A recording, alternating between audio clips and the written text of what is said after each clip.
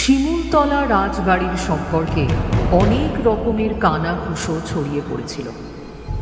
ওই বাড়ির বদনামের পাশাপাশি ওখানে এক ভয়ঙ্কর অপশক্তির অবস্থানের কথাও মানুষের মুখে মুখে শুনতে পাওয়া যাচ্ছিল। সেখানেই একটা রাত কাটানোর জন্য জেদ ধরল সুরেশ ও রাজীব। রাজীব সুরেশকে উদ্দেশ্য করে বলল, এত রাতে ওদিকটায় যাওয়া ঠিক হবে না সুরেশ। গ্রামের সকলে আমাদেরকে বারবার নিষেধ করেছে। এক সপ্তাহ আগেই দুটো লোক ওখানে গেছিল, আর ফিরে আসেনি। এরপরে একদিন ভোরবেলায় রাজবাড়ির বাগানে তাদের গলা কাটা দেহ পাওয়া গেছে।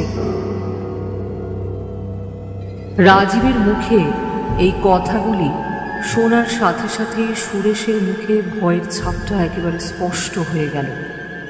ওদিকে গেলে যে নিশ্চিত মৃত্যুই অপেক্ষা করছে সেটা তারা আন্দাজ করে ফেলতে পেরেছিল। এরপরেও সুরেশ বলল, আরে বাবা, এত ভয় পাস না তো রাজীব। ওরা ওরকম বলে, হাদেও এরকম কিছুই নেই। থাকলে আছে কিছু চোর ছেঁচড়ের দল, ছিনতাইকারীরাও থাকতে পারে। আর তুই তো ভিনদেশি ডাকাতদের কথাও শুনেছিস। শুনেছি ওই বাড়িটায় নাকি ডাকাতেরা খাজানা লুকিয়ে রেখেছিল। এতকাল ধরে ওই ভুতুড়ে রাজবাড়িতেই রয়েছে সেই খাজানা। সুরেশের কথা শুনে রাজীব বলল, তার মানে এতকাল ধরে গ্রামবাসীরা ওই খাজানাই খুঁজছিল নাকি? সর্বনাশ করেছে। আর তুইও ঠিক সেই কারণেই ওখানে যেতে চাইছিস। কিন্তু এরপরে যদি অন্য কিছু বেরোয় তখন কি করবি? প্রাণ বাঁচিয়ে ফিরে আসতে পারবি তো? রাজীবের কথা প্রসঙ্গে সুরেশ জবাব দেয়, কে মারবে বল দেখি? শুনেছিলাম ওই ডাকাত দলটা পালিয়ে গেছিল। তারা নাকি সেখানে খাজানা লুকিয়ে রেখে পালাতে বাধ্য হয়েছিল। ওই বাড়িতে এমন কিছু নিশ্চিত রয়েছে জানিস, যেটা তাদেরকে পালাতে বাধ্য করেছিল। সুরেশের কথা শুনে রাজীবের চোখ একেবারে কপালে উঠে যায়। রাজীব এই প্রসঙ্গে তাকে উদ্দেশ্য করে বলে, দেখ, ডাকাতদের তো আর মৃত্যু ভয় থাকবে না, তাই না? ওরা তো সব দিক থেকেই পারদর্শী, কি বল? তাহলে ওরা কাকে ভয় পেল সুরেশ? এই সুরেশ, আমি বলছি, শোন। ওদিকে যাস না ভাই, ওদিকে যাস না। আমার মন বলছে ভয়ঙ্কর কিছু একটা আছে। ওইসব খাজানা টাজানা পরে পেলেও চলবে, আগে তো নিজেদের প্রাণ বাঁচাতে হবে। কিরে সুরেশ, আমার কথা শুনতে পাচ্ছিস? তুই শুনতে পাচ্ছিস? আলোচনা করতে করতে ওরা সেই পুরনো রাজবাড়ির ফটকের সামনে এসে উপস্থিত হলো। রাজবাড়িটা দেখে ওদের চক্ষু একেবারে চড়ক গাছ হয়ে গেল। মনে হলো হাওয়ার সাথে সাথে একটা গানের সুর বুঝি ভেসে আসছে।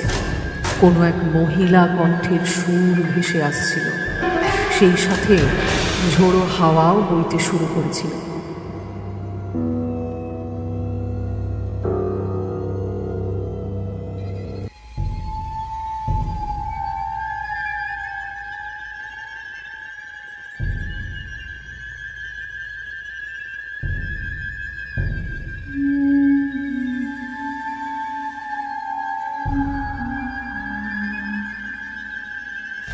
ওরা দুজনেই তাৎক্ষণিকভাবে দূর থেকে ধেয়ে আসা সেই সুরটিকে মনোযোগ সহকারে শুনছিল। হাওয়ার তালে তালে সেই সুর এক নতুন ছন্দ সৃষ্টি করছিল। এক অদ্ভুত মাদকতা মিশেছিল সেই সুরের মধ্যে। এমন সময় সুরেশ রাজীবকে উদ্দেশ্য করে বলে উঠল, ধুর, কি মুশকিল বল দেখি। এতক্ষণ তো পরিবেশটা ঠিকঠাকই ছিল, এখন হঠাৎ করে ঝোড়ো হাওয়ার সাথে কড়কড় শব্দে বাজ পড়তে শুরু করে দিল কেন বল দেখি? সুরেশের কথা প্রসঙ্গে রাজীব তাকে উদ্দেশ্য করে বলল, আমি এই জন্যই তোকে বলছিলাম, দেখলি তো জায়গাটাই খারাপ। এখানে পা রাখার সাথে সাথেই প্রকৃতিও অশুভ সংকেত দিতে শুরু করে দিয়েছে। না, আমার কথাটা শোন সুরেশ, আমার কথাটা শোন, এখান থেকে চল। সুরেশ রাজীবের কোনো কথার তোয়াক্কা করে না। সে ফটকের দরজা ঠেলে রাজবাড়ির ভেতরে প্রবেশ করে। ওকে দেখে বাধ্য হই রাজীবও ঢুকে পড়ে। এরপরে রাজীব সুরেশকে অনুসরণ করতে থাকে। আবারও হাওয়ার তালে তালে ভেসে আসতে থাকে সেই অজানা সুরের ধূম।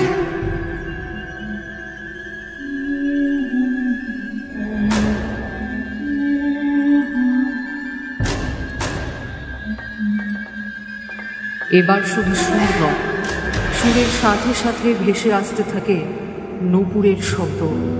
রাজীব থতমত খেয়ে যায়, সাথে সাথে সুরেশকে বলে, সুরেশ, সুরেশ, নূপুরের শব্দ শুনতে পাচ্ছিস? তুই পাচ্ছিস না? পরিষ্কার মনে হচ্ছে কেউ যেন নূপুর পরে ছুম ছুম শব্দ করতে করতে আমার পাশ দিয়ে হেঁটে গেল। তুই এখনো বুঝতে পারছিস না? আরে আমি পরিষ্কার শুনতে পেলাম রে। ওই দেখ, ওই দেখ, আবারও সেটা শুনতে পেলাম, আবারও। সুরেশ রাজীবের কোনো কথায় তোয়াক্কা করে না। সে উল্টে রাজীবকে উদ্দেশ্য করে বলে, আহ রাজীব, ইয়ার কি মারিস না? কই, আমি তো কোনো মুকুরের শব্দ শুনতেই পাচ্ছি না। ধুর, চল তো। এখানে দাঁড়িয়ে দাঁড়িয়ে তোর বাজে কথা শোনার থেকে যদি সত্যিকারের ভূত দেখতে পারি, সেটা অনেক সৌভাগ্যের বিষয় হবে, বুঝলি? খাজানা না পেলেও অন্তত গ্রামের লোকেদেরকে এটা দেখাতে তো পারবো, অন্তত শোনাতে তো পারবো যে ভূত দেখেছি। আমাদের ঠক ঠক করে কাঁপতে দেখেও অন্তত তারা বুঝবে যে এই বাড়িতে খাজানার সাথে সাথে ভূতও আছে। যত সব ভুলভাল চিন্তা। তো এই জায়গাটায় অনেকে ভূত আছে বলে তো ভয়তেও একেবারে শিউরে ওঠে। তা আজকে না হয় একবার দুজনে নিজের চোখে দেখেই নি না। যদি ভূত থাকে দিক ধরা, অসুবিধে কি আছে? সুরেশের মুখের কথা শুনে রাজীব ঠক ঠক করে কেঁপে ওঠে। সে এই জায়গাটির সম্পর্কে অনেক কথাই শুনেছিল। ওই রাজবাড়িতে এক নর্তকীকে নাকি গলা কেটে হত্যা করা হয়েছিল। সেই থেকেই তার অতৃপ্ত আত্মাকে এখানেই ঘুরতে দেখা যেত। রাজীব তখনও কোনো কথা বলতে পারল না, কেবল ঠক ঠক করে কাঁপতে কাঁপতে সুরেশকে জবাব দিল, সুরেশ, সুরেশ, আমার ঠাকুমা বলেছিলেন এই রাজবাড়িতে রয়েছে সেই নর্তকীর আত্মা। তার নাম ছিল ইন্দুবাই। বেনারসের থেকে তিনি এসেছিলেন এখানে।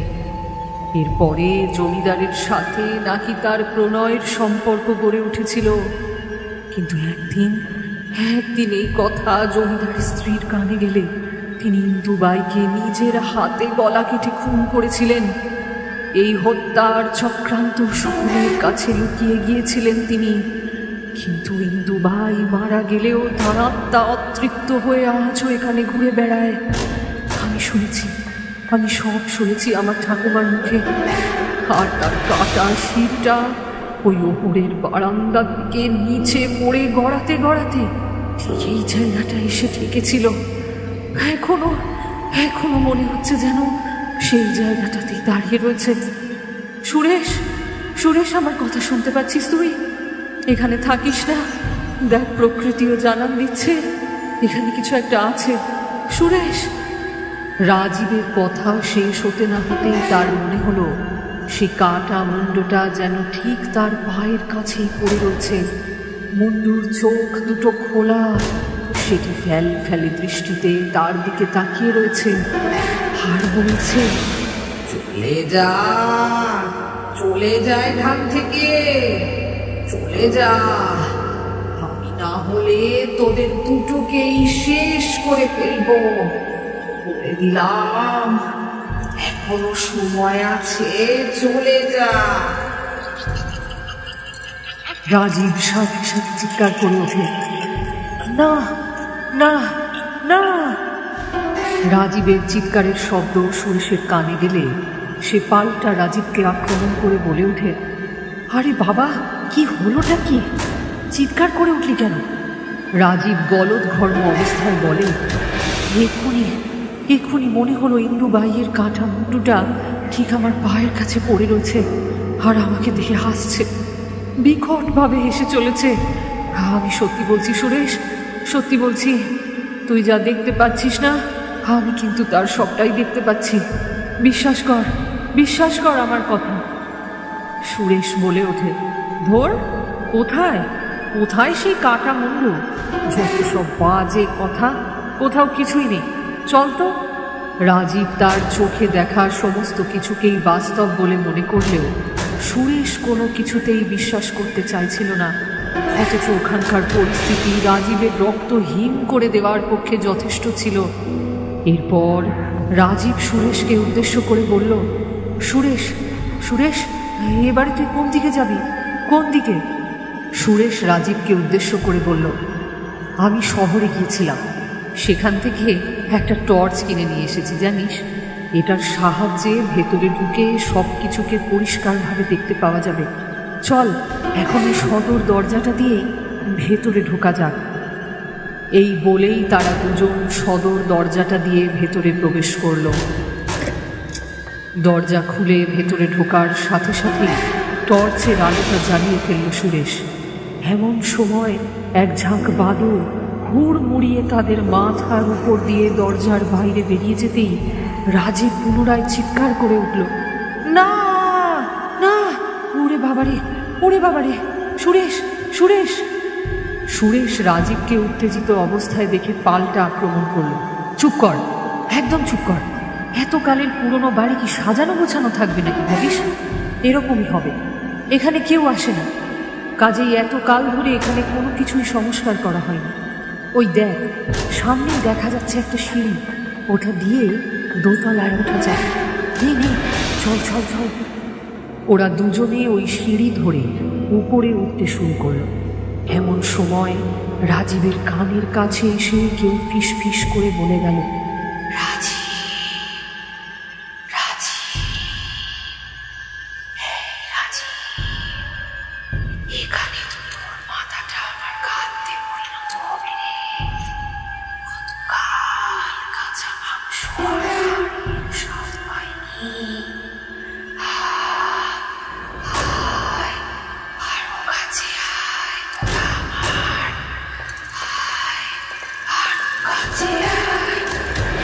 এই কথাগুলি শোনার সাথে সাথেই রাজীবের শির দ্বারা বেয়ে হিমের রক্তের স্রোত বয়ে গেল। সে আবারও সুরেশকে উদ্দেশ্য করে বলল, সুরেশ, আমি স্পষ্ট শুনতে পেলাম। এতবার আমি ভুল শুনতে পারি না সুরেশ, বিশ্বাস কর, আমার কথাটা শোন। এরপর অনেক দেরি হয়ে যাবে সুরেশ, অনেক দেরি হয়ে যাবে।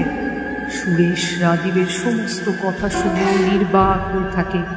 এরপর সে উত্তেজিত হয়ে বলে, তোর যদি এতই ভয় করে তাহলে তুই এখান থেকে চলে যেতে পারিস। আমি শুনেছি দোতলার কোণার ঘরেই নাকি রয়েছে সেই খাজানা। সেই লুকোনো খাজানা এবার আমাদের হাতে আসবে, রাজীব, আসবেই। দোতলায় উঠেই পড়েছি প্রায়, এবারে কোনো রকমে ওই কোণার দিকের ঘরটায় গিয়ে দেখতে হবে। নে চল। এই বলেই সুরেশ জোর জবরদস্তি করে রাজীবকে টেনে নিয়ে যায় সেই কোণার দিকের ঘরের উদ্দেশ্যে। এমন সময় হঠাৎ মনে হলো একটি বড় হল ঘরের দরজাটা খোলা। সেই ঘরটির ভেতরে ঝাড় লণ্ঠনটিকে জ্বলতে দেখে দুজনেই একেবারে থমকে গেল। সুরেশ রাজীবকে উদ্দেশ্য করে বলল, এ আবার কি করে সম্ভব বল দেখি? ওই ভারীটা তো কোনো ভাঙা খঞ্জরের থেকে কোনো অংশেই কম বলে মনে হচ্ছে না। তাহলে দোতলার এই ঘরে আলো জ্বলছে কিভাবে? আর দেখ, এই ঘরটা দেখে মনেই হচ্ছে না এখানে কেউ থাকে না। আসবাবপত্রগুলো তো কত ভালো করে সাজানো গোছানো রয়েছে রে। তবে এখানে কি ব্যাপার বল দেখি? ওরা দুজনেই ওই ঘরটির দিকে হাঁ করে তাকিয়ে থাকবার পরে ভেতরে প্রবেশ করলো। কিন্তু ভেতরে প্রবেশের সাথে সাথেই দরজাটা দমাস শব্দ করে বন্ধ হয়ে গেল। এরপরে সামনের দিকে তাকাতেই ওদের চোখগুলো চড়ক গাছ হয়ে গেল। ওরা দেখল এক মহিলা ঘোমটা দিয়ে দাঁড়িয়ে ওদের সামনে। তাকে দেখে মনে হলো নৃত্য পরিবেশনের জন্যেই প্রস্তুত তিনি। সুরেশ রাজীবকে উদ্দেশ্য করে বলল, কে?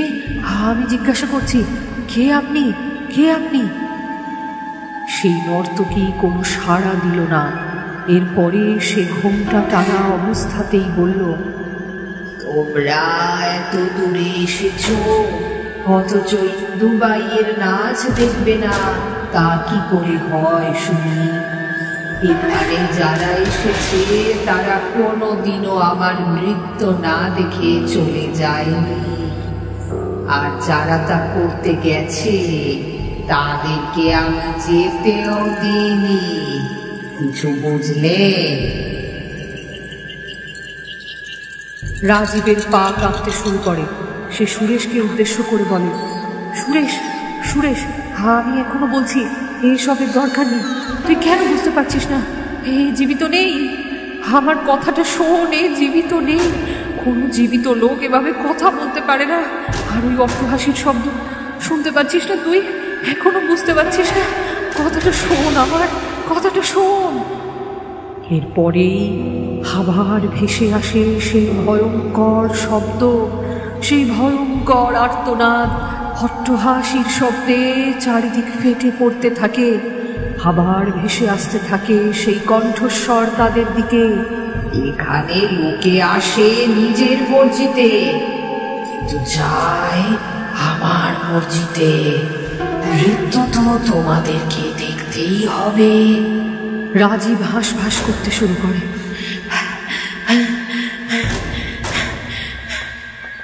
কিন্তু সুরেশ অবাক হয়ে দেখতে লাগে সেই নৃত্য।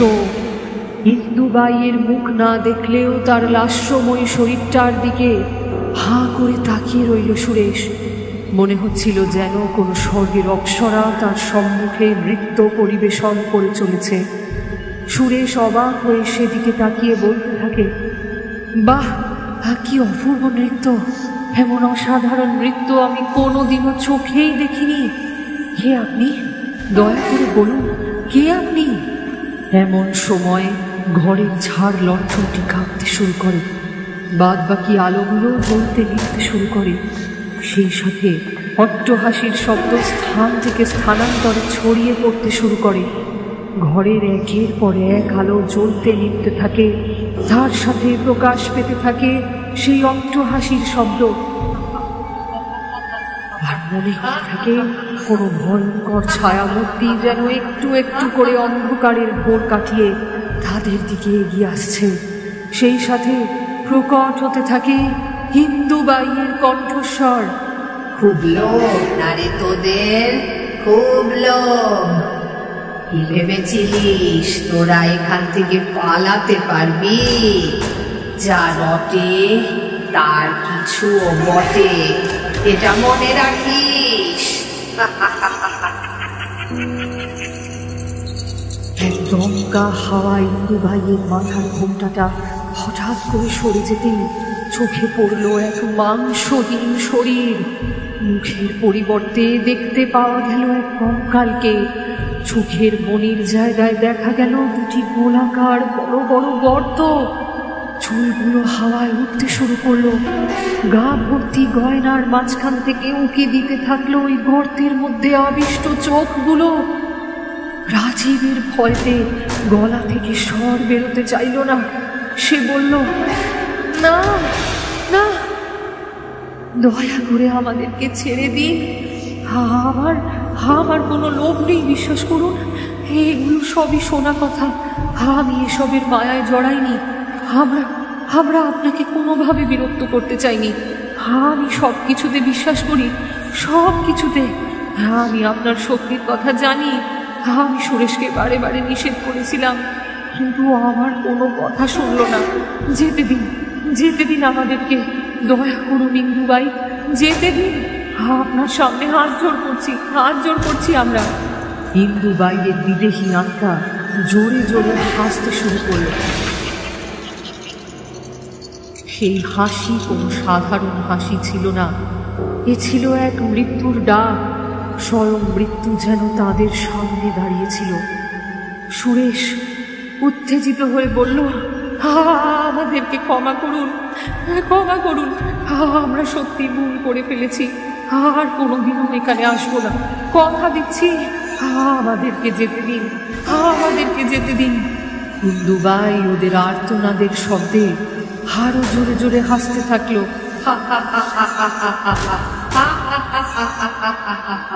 যেতে দেব? অনেক দেরি হয়ে গেছে। মৃত্যু হয়ে এখন আমি তোদের দরজায় দাঁড়িয়ে কোড়া নাড়ছি। ওরা কি ভাবলি এখানে খাজানা লুটছে?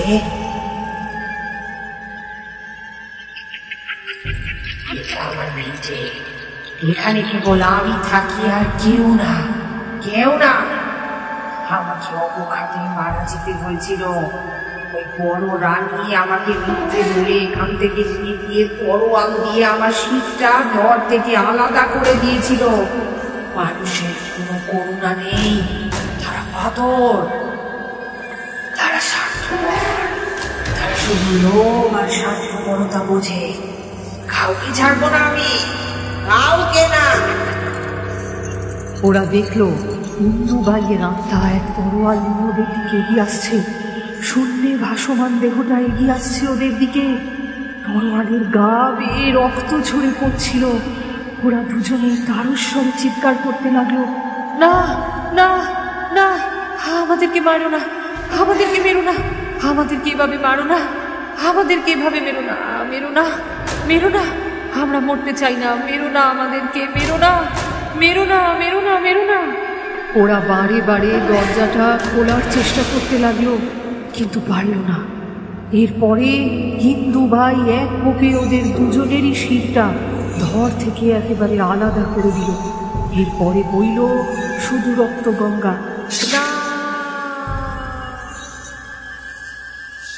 এরপরে শুনতে পাওয়া গেল অন্ধকারের মধ্যে থেকে ভেসে আসা সেই ভয়ঙ্কর শব্দগুলি আর সেই ভয়ঙ্কর কণ্ঠস্বর।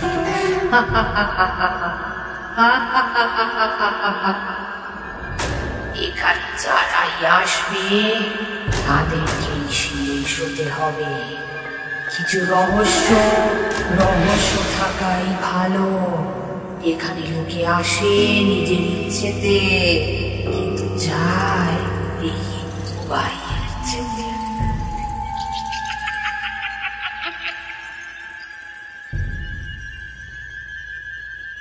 এরপরে থেমে গেল সমস্ত কোলাহল। ঘরের সমস্ত আলো নিভে গেল। পড়ে রইল শিরবিহীন দুটি দেহ, যাদের কোনো হদিশ আর কেউ কোনো দিনও পাবে না। এরপরে শোনা গেল সেই সুমিষ্ট সুর। কেউ আবারও নুপুর পায়ে ছুঁ ছুঁ শব্দ তুলে ওই ভগ্নপ্রায় জমিদার বাড়ির অলিন্দে ঘুরে বেড়াতে লাগল। ইতিহাসের মৃত্যু ঘটলেও মৃত্যু ছিল না ইন্দুবাইয়ের। সে আজও মৃত্যু হয়েই ওই রাজবাড়িতেই অবস্থান করছে। আপনারা এতক্ষণ শুনছিলেন লেখিকা সঞ্চারী ভট্টাচার্যের কলমে বিরচিত হাড়হিম করা এক ভয়ের গল্প অভিশপ্ত রাজবাড়ি। আশা করি আজকের কাহিনী আপনাদের ভালো লেগেছে। আজকের গল্পে সূত্রধর সহ অন্যান্য চরিত্রে ছিলাম আমি, সঞ্চারী ভট্টাচার্য। এমন কাহিনী আরও শুনতে হলে আমাদের সঙ্গে থাকুন। আর এখনও পর্যন্ত যারা সাবস্ক্রাইব করে উঠতে পারেননি তারা আমাদের সাবস্ক্রিপশন বাটনের পাশে থাকা বেল আইকনটিকে প্রেস করে আমাদের চ্যানেলটিকে সাবস্ক্রাইব করতে কিন্তু ভুলবেন না। এরকম গল্প আরও অনেক বেশি পরিমাণে আপনাদের সামনে নিয়ে আসবার চেষ্টা করব।